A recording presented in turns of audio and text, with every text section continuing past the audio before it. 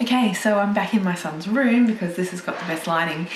Today's video is going to be, as promised yesterday, a video on the 3 things that I'm really sick of repeating to my kids, and the one thing, if you stick around to the end, then I'm so feel guilty about saying. Hi guys, my name's Rachelle, welcome back to my channel. If you're new here, you may not know that I'm a mum of 2 boys and I'm married to my husband Roland, and we love to share our videos all about our family, travel and adventures, and our home, our lifestyle at home, where we live and work at home, running our business. So today's video, as promised, the first thing that I'm really sick of saying to my kids, especially the oldest one, because he's 4 now, is please put your shoes on. Like, honestly, I must say this like 10 times every day when we're going out somewhere. And I've thought about this because for some reason it's one of those things that I keep coming back to, like I'm so over repeating it. Please just put your shoes on. Why can't he put his shoes on when I ask him to do it? And I know that I'm just gonna have to keep repeating it, and he's not gonna put his shoes on if he doesn't want to, and there are lots of reasons why. It's not that he's disobeying me, I really know that deep down. It's that occasionally it'll be like he wants me to do it for him, or he doesn't really want to leave the house, or he doesn't want to be doing what we're about to be doing, and all sorts of other reasons why he's not putting his shoes on. I really need to figure out a way to get him to put his shoes on without having to ask him a million times. And I'm sure there are a lot of strategies around this, and if you've got one, please leave me a comment. But basically what I think I need to do is go to him with his shoes and just say, here, let's put these on together, let me help you. Because at 4, he is more than capable of putting his own shoes on. So I need to be really mindful of the reasons why he might not be putting his shoes on and not get frustrated. And there's many examples of this sentence of please put your shoes on. It might be, can you please brush your teeth? Or can you put your pajamas on? Or can you get in the bath? It's just one of those things that I've thought about, like, it's annoying me, it's not annoying him. And he's not being disobedient, he's just got other priorities, and they don't always match up with my priorities, which is usually that it's time to leave the house. The second thing that I'm sick of repeating is something along the lines of please don't throw the ball in the house, or please don't bounce the ball in the house, please don't have the ball in the house. Please don't bounce the ball in the house. I don't know how many times I've repeated this, but it's a lot. For some reason the ball always ends up back in the house.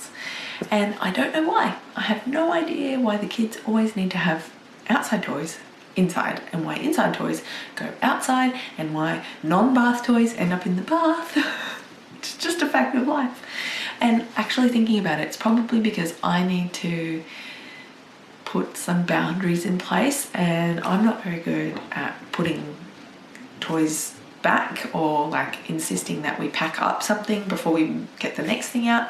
So literally there is stuff spread out all over the place all of the time. And so if I want this to change and I want better habits for my kids, I think I need to be the one that instills the habit, and I need to be a bit more consistent with insisting on when things happen. So, and also recognize that the kids are pretty little, and again it comes down to priorities. And they don't mean to be messy. I am the one that needs to teach them how to put their stuff away. And yeah, that's that. And also like follow the rules of, like, surely you know not to bounce that ball inside and knock stuff over. I'm not really sure. Again, leave me a comment if you've got any tips on how to do this. Look, we live in a very open plan house. The kids are inside and outside constantly.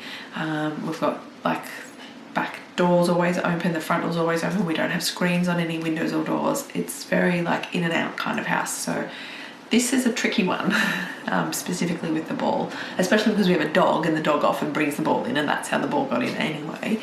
But it's so enticing to bounce the ball, right? The third thing that I'm so over saying is please don't hurt your brother or hit your brother.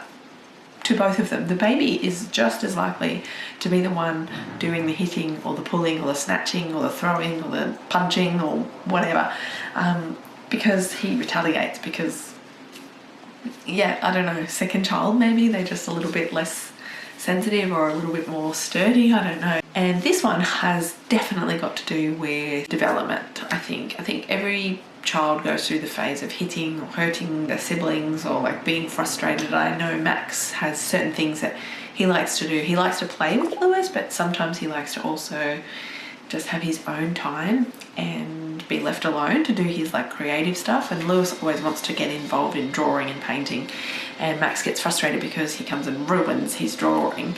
So I'm always saying to him, please don't hit him, please don't take that off him, you know, or just let him have a turn as well, that sort of thing.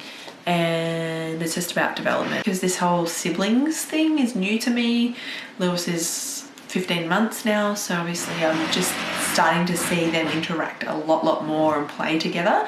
And Lewis isn't a baby anymore, so he's doing kid things, like toddler things, and Max is really still experiencing that loss of the fact that he's not an only child anymore, and all of his things he needs to share them now, which is a completely new skill for a little kid to go through, to learn, I should say. If you've stuck this far in the video, thank you so much, I appreciate it. I guess technically these 3 things that I'm sick of repeating are really things that I repeat all the time, but that I'm the one that needs to change, and this is like a parenting lesson in a sense. There's underlying reasons of why I'm repeating these things and I'm not getting the result that I want because of, well, the reasons that I've said for each individual thing. The 4th thing that I'm sick of repeating that I actually feel guilty about saying all the time is using the word just. Like when Max says, can you play with me? And I say, yes, but I'm just going to do this, or I'm just going to do that, or yes, I will, but I've just got to do this. I'm always saying, basically, just wait, because I don't have the time, you're not a priority. And I don't mean that, because definitely my kids are my priority, but things like physical things get in the way of that I get distracted by. Like, you know, I need to clean up after breakfast, or I need to put the washing away, or I need to put the washing on, or I need to tidy something, empty the bin, whatever list of chores or jobs that I have to do, make a phone call, write a text, reply to a message, all sorts of stuff. That sort of thing just like seems like it's important, but the most important thing is that connection with my kids. And actually it's probably the reason why I feel like I'm nagging them all the time, especially the oldest one, being a bit older and not like following my instructions, is because he's not feeling 100% connected, because I'm so busy at the moment, which is something I do not like to feel. But at the moment I'm also going to cut myself some slack, because I normally have 2 days a week to work, but things have gone funny in the last 2 months with sicknesses and stuff. So my usual childcare hasn't been as consistent. So I've had, like, for example, today is a childcare day. Max is at daycare and I normally have a babysitter, but she's off sick, which is fine. But it just means that I have had Lewis with me all day and I totally haven't gotten to all the things I need to do. So this is a case of now tomorrow, because I've got like more things to do that I didn't get done today.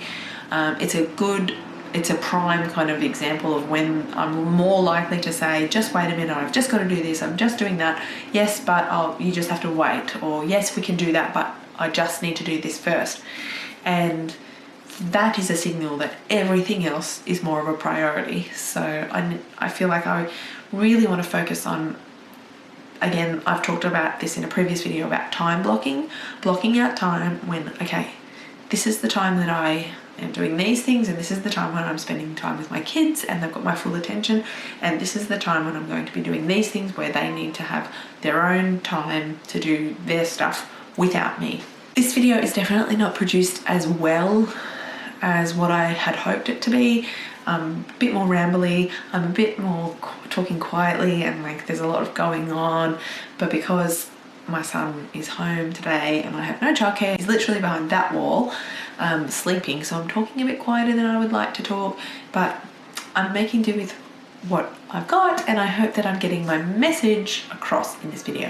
I hope you enjoyed this video. Please leave me some comments down below answering the things that I've asked throughout the video. If you did make it this far, I really appreciate you taking the time to watch. I'd love to have a little chat in the comments. So yep, down there, do that, and I will see you tomorrow. Bye, take care. Love ya.